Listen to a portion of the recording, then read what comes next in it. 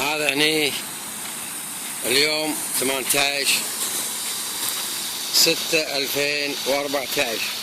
شوفوا هذا الماي اللي تبع وزارة، تبع هيئة الزراعة. هذا الماي تبع هيئة الزراعة. شوفوا الإهمال السوى، شوفوا الإهمال السوى.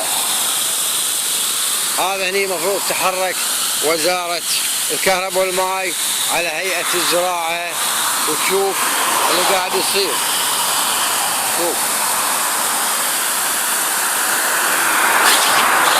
شوف الماي،